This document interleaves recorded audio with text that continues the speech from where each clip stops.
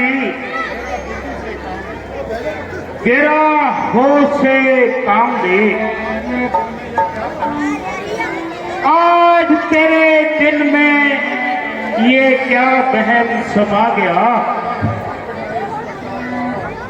जो बैठे बैठाए इस प्रकार का तेरा विचार तेरे दिल में आ गया।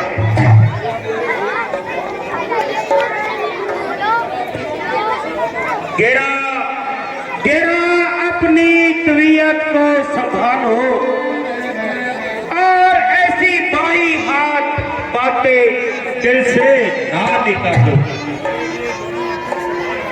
मेरे लिए दोनों आंखों समान है,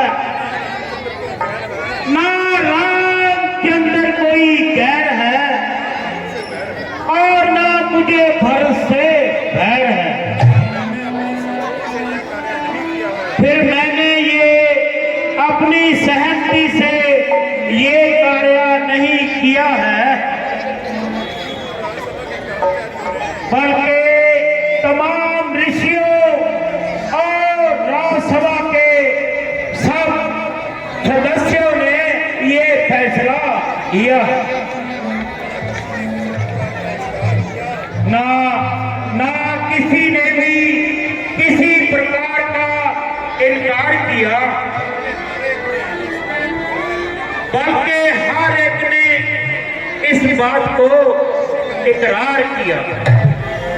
क्या होगा, ये तमाम कुल का नाश हो जाएगा। इधर रामचंद्र मेरी आंखों के दूर हुआ और उधर मेरा स्वर्गवास हो जाएगा।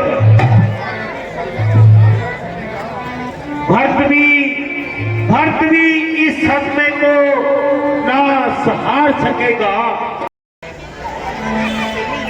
तुम अकेली यहाँ पांव फैलाना और अपने मन माने मंगल गाते रहना। परमेश्वर के वास्ते तेरा अपनी तबीयत को बहाल कर। कुछ और नहीं तो मेरे बढ़ापे का ही ख्याल कर। आप क्यों व्यथा जान खो रहे हैं और क्यों ऐसे बहाने बना रहे हैं? आपकी नीयत में तो पहले से ही खलल था, इसलिए भरत को टाल दिया और ननिहाल का बहाना करके यहाँ से निकाल दिया। उस बेचारे को क्या मालूम है कि उसको अमृत के अब या तो अपने वचन को निभाओ या साफ इनकार कर जाओ। फिर यदि बोलूं तो कसूरवार, ना कुछ झगड़ा ना टकरार। आप एवल कितना कह दीजिए कि तेरा मेरे साथ कोई कॉल करार नहीं।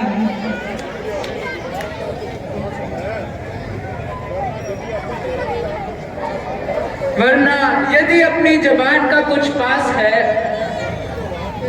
तो भरत को राज तिलक और राम को वनवास है। दोनों में से जो पसंद हो वो मंजूर कीजिए और इस झगड़े को दूर कीजिए।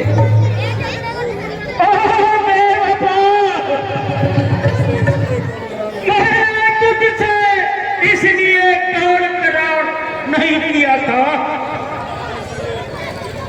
ना इसलिए मैंने अपना दिल तुझको दिया था।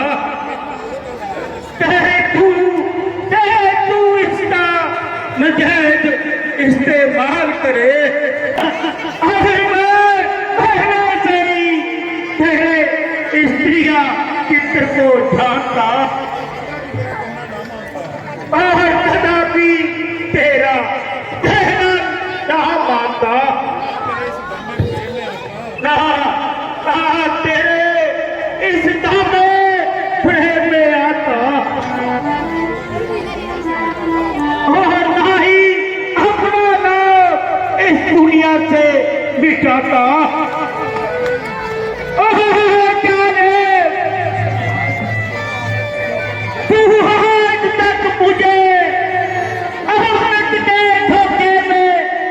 बनाती रही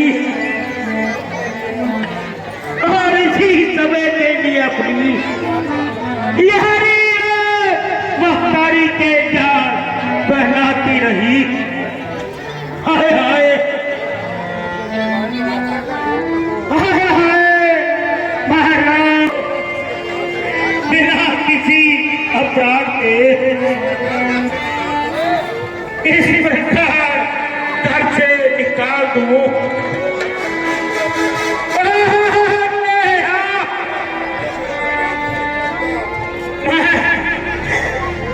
मैं इस दुनिया को क्या मुख दिखाऊंगा, इस अपराध को मैं कहाँ छुपाऊंगा।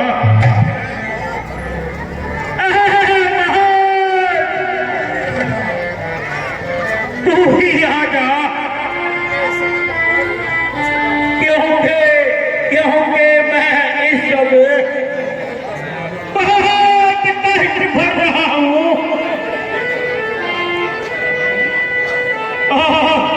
और बड़ी बेसब्री से तेरा इंतजार कर रहा हूँ।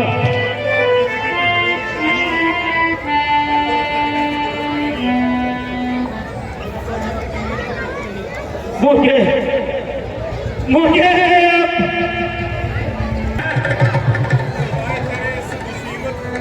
सुहाए तेरे इस दुनिया में किसी भी चीज की सूरत नहीं है।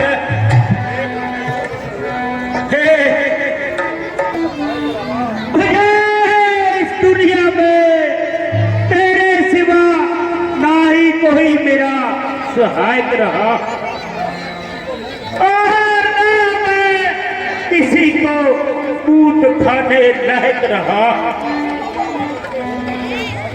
तू जल्दी मुझे इस दुनिया से उठा है और अपनी आनंदमयी गोद में उठा ले। मौत मेरी प्यारी मौत, जल्दी आ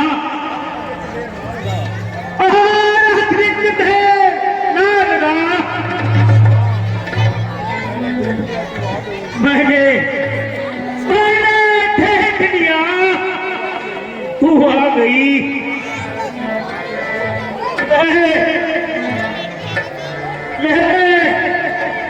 मेरी प्यारी मौत, मैं देख लिया, तू आ रही है।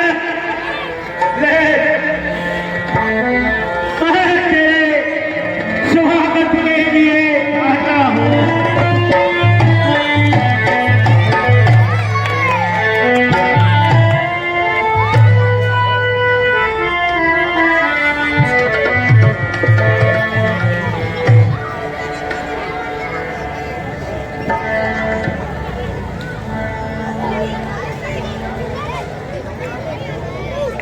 महाराज, राज तिलक का सब सामान तैयार है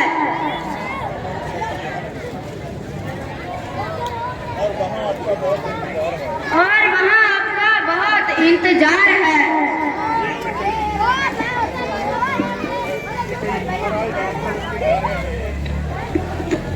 महाराज राज तिलक के कार्य में इधर उधर भागते रहे, जिसके कारण तमाम रात जागते रहे। आप इतना काम कीजिए कि रामचंद्र को यही भेज दीजिए। हेलो।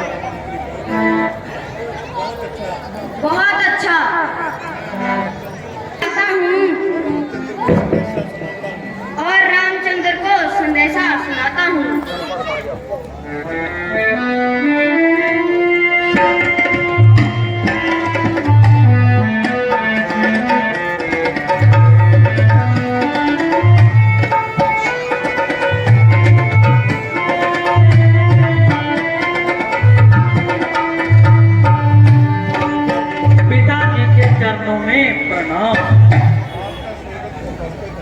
आपका सेवक उपस्थित है, कहिए क्या आज्ञा है।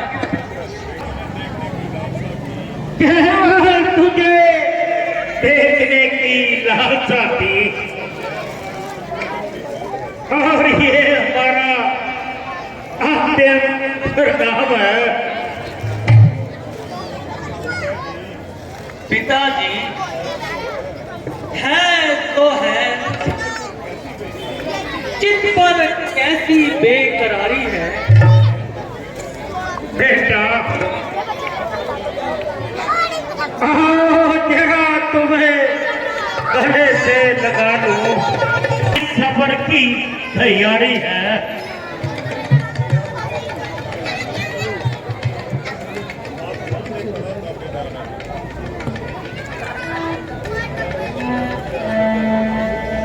क्या हुक्म है मुझे, आप आज्ञा करो।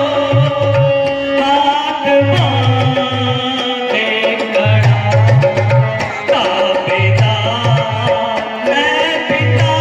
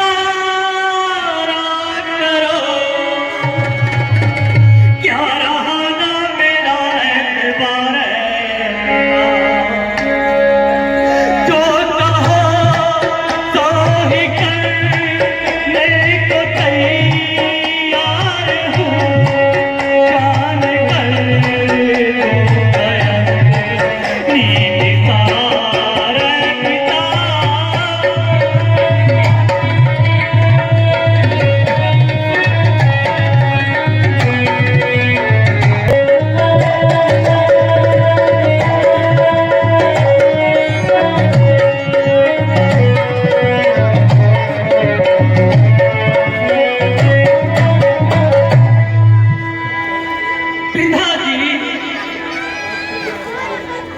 आपकी यह हालत देखकर कलेजा मुंह को आ रहा है और आंखों में अंधेरा छा रहा है। आए हाय, यह क्या गजब हुआ। आपको इस तरह परेशान होने का क्या सबब हुआ। एक रात में ही इस कदर तब्दीली हो गई। आपके चेहरे की रंगत बिल्कुल ही फीकी हो गई। आंखें बिल्कुल।